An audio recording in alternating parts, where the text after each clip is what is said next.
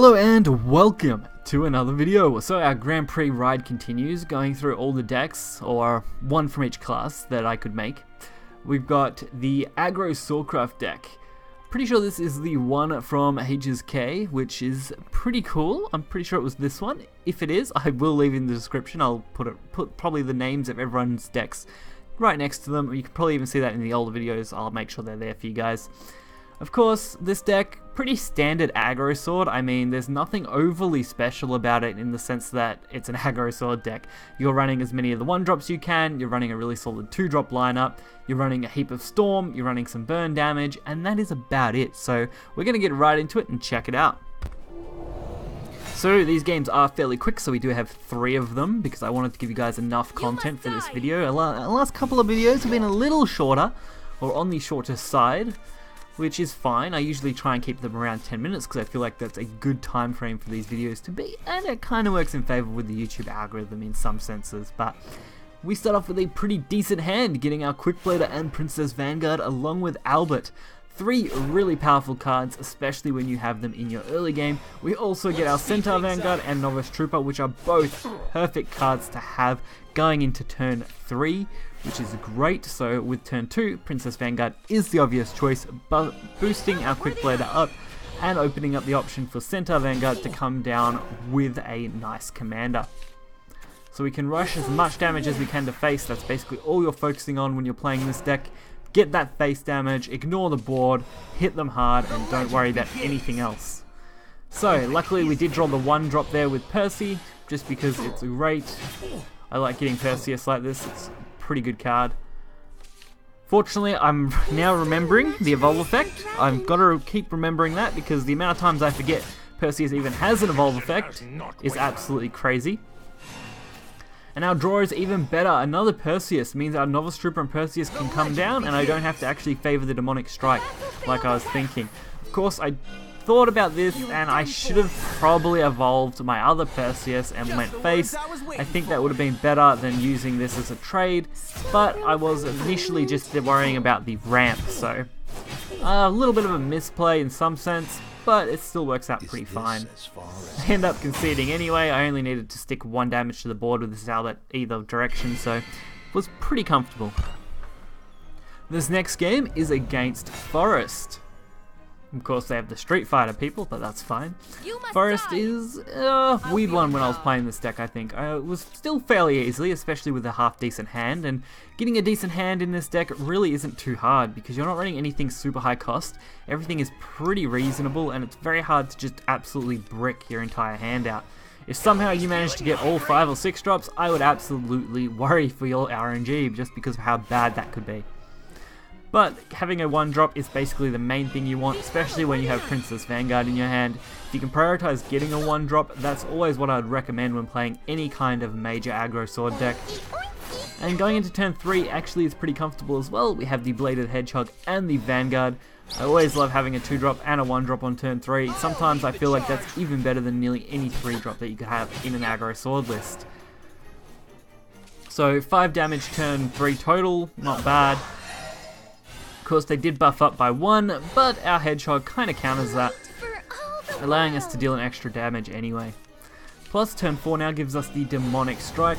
Probably should have used that on the Amaterasu, but I did decide to just go face for that quick damage, just because this Amaterasu could be very difficult with its healing and its Evo effects if they decide to go down that path. Unfortunately, they don't and go for the Actress anyway, which is still extremely good.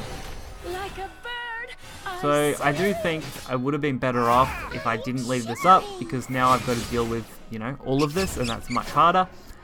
But still got some pretty good cards, and I'm definitely not going to shortchange these cards because they are quite good.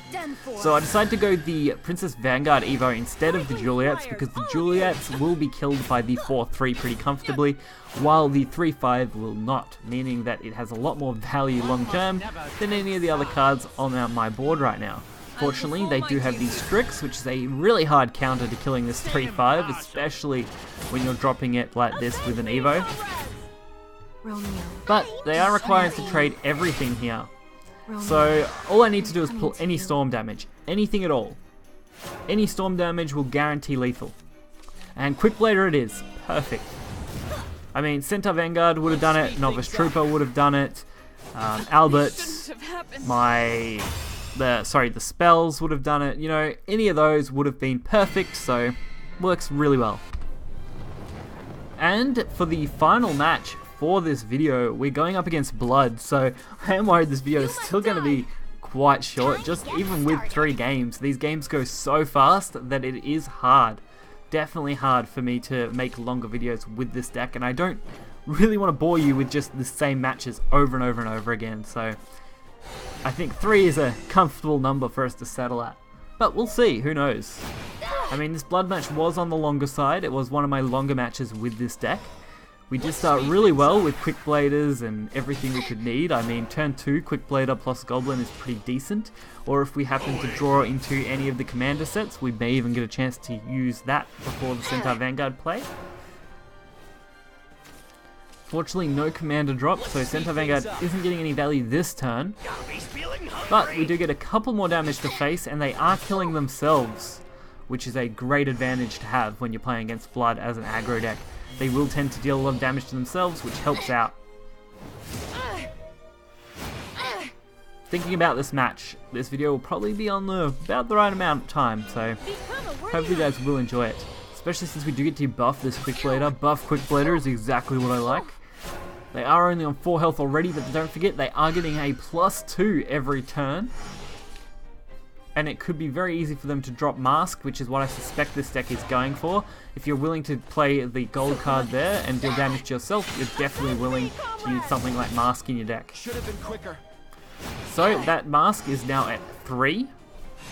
I'm guessing they're aiming for a Dark Blood, Dark Combat, sorry, whichever one that is, mainly because they're trying to deal damage to themselves. You're done for. So I evolved the Goblin because I know I can deal that 3 damage straight to their face, gives us a decent health total as well, and then we actually open up 3 extra damage to the face that even with healing will only negate 2 of that, so we're still in the positive, especially with Albert next turn. Fanged Serpent though kind of ruining my day, and Mask of the Black Death again, a nightmare to deal with, so they're really blocking me out of dealing damage. But with every swing we are getting closer, and that's what we need to aim for. So we're going to be able to negate them at least 2 health, I guess, 3 health. So they're only really healing 1 in total this turn, and having to deal with a 5/7 Albert, which I'm pretty comfortable with. I mean, it means they are going to be at 6, I think. Yeah, 6 after this heal. So trying to keep track of the health total was a little bit of a nightmare in this game, having to go back and forward on, oh yeah, they'll be at this number at the end of this turn, trying to get as much damage as I could in. And of course, that snake is going to buff them again, kind of unfortunate, but it's only going to take them to 7, which is great. They do kill the 2-1, knowing that I can't kill the 3-2 with what I have on board practically. But fortunate for us, the Aldua's command isn't exact lethal. A quick evolve on the 2-3 ward, straight into that other 3-2, and we are set. Even with that heal, that will put him at 9. We have exactly 9 damage on board with Albert and Quick Blader, plus the 3-2 from the spell. Really great, worked out just how I wanted. So I hope you guys did enjoy this video. I do love aggro decks like Aggro Sword and Aggro Blood. Those are probably 2 of my favorite decks. We're actually going to be looking at a Karakros Blood very soon. I believe that's the last deck for the week, will be that, mainly because I do love Blood decks, so I left that for last, which is pretty okay. Next up, I believe we're going to have Rune tomorrow, so do look forward to that. It's a burn rune. I already covered Daria and D-Shift runes in previous videos when Grand Prix was running, because that's what I primarily used to get into Group A and make it through for everything I wanted, but I wanted to try out the burn rune deck that was up on that top of that list, so we will be looking at that. So be sure to hit that like button and subscribe. You'll find the deck list in the description below, and I'll catch you guys next time. See ya.